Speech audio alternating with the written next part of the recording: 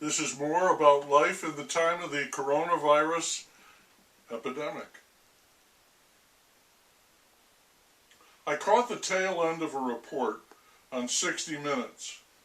It was about a man who has won 2 Pulitzer Prizes for fiction, making him officially the hottest writer in America. And, of course, I have not heard of him. His name is Colson Whitehead. Judging from the picture on the back of one of the books, Whitehead is a black man, but he doesn't push it. What he does push is his personality. I'm not much for fiction, so I checked, and he had written a nonfiction work, The Noble Hustle, Poker, Beef Jerky, and Death. In this book, and emblazoned on a zippered sweatshirt, he claimed to hail from the Republic of Anhedonia. I remembered that word as the original working title of Woody Allen's Annie Hall, but Whitehead supplied a prefatory definition: the inability to experience pleasure. He's quite proud of this. He begins his book by boasting, "I have a good poker face because I am half dead inside." I call that off and running, and I was game for it. But for me, he trailed off, splintered, and eventually I lost him. The essence of the book is that a magazine bankrolled him to take a seat at the World Series of Poker and write about it.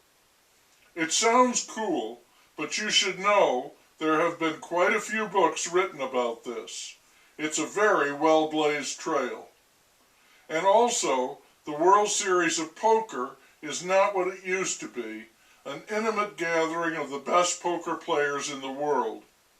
Thanks to much publicity and the internet, it's a much bigger, exponentially, and there are regional play-in tournaments, so it's greatly magnified now, blasted all out of proportion. Still, okay, he could have entered, played, written, the end. Maybe 20 pages tops. But Whitehead decided that he was going to make a book out of it, so he padded, and he huffed, and he puffed, he traveled in time and space, and he inflated and gassed, and ultimately he had, well, the length of a book, if not a cohesive tale. There are passages where it's like he's saying, "Hey, look at me, I'm a writer. I can add so much filigree and doodads to this, it'll make their fucking heads spin." I put the profanity in there because he sprinkled them around, giving his account, I guess, a more manly air. If you don't agree with that, well, then fuck you. When it goes bad for you in a poker game, they say you go off the rails. His book shot off the rails numerous times, but it did it so blithely that I stuck around for the ride, having pushed all in as a reader from the start. But I could not say I was happy. I could only read the book in short bursts because I disagreed with almost everything he postulated. That's not necessarily bad, but it is wearying. For example, Whitehead loves Las Vegas. For him, it's an epitome, a be-all, end-all, top of the charts. I won't elaborate for myself, only say that I've never been and will never go. No interest, not my style. Whitehead was an amateur poker player, meaning friendly games and low stakes. He devoted considerable space to his preparation for the big games. I say that preparing for a poker tournament is like learning to catch butterflies blindfolded. Whitehead went about it meticulously, like a penitent monk, mind, body, and spirit, leaving no stone unturned, unexamined, and converted into its core elements. In my opinion, however, not only was the book a lot of gaudy blovia, it was also false to the core. Let me get right to it. Poker is all about the stakes. Here, that magazine is putting up the money. So his stake in it is nothing.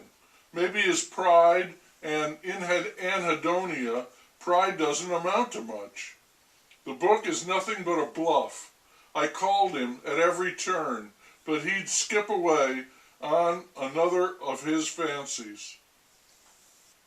Esquire magazine made Dolly Brunson a poker hero, a sort of Evel Knievel of Hold'em 40 or 50 years ago.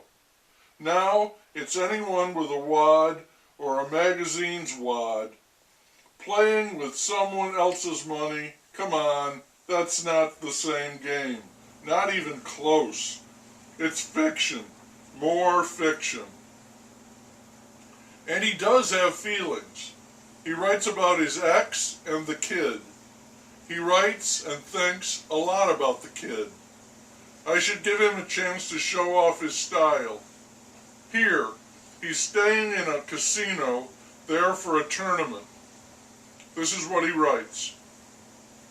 My bed was impossibly stiff, as if all the years of bad luck in this place, the busted hopes and evaporated rent money, had been turned into cement, cut into slabs, and then wheeled down the carpeted hallways into the rooms. He's full of such tropes. At the end, he summarized. I learned about myself and the ways of the world. Here is what I learned. 1. Do not hope for change or the possibility of transcending your everyday existence, because you will fail. 2. If people put their faith in you, you will let them down. And 3. Everything is a disaster. Nothing new here, he says, but you can forget that if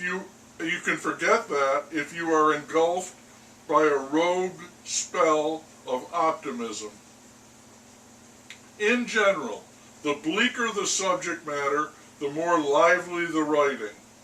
This is from The Colossus of New York, A City in 13 Parts, another one of his books.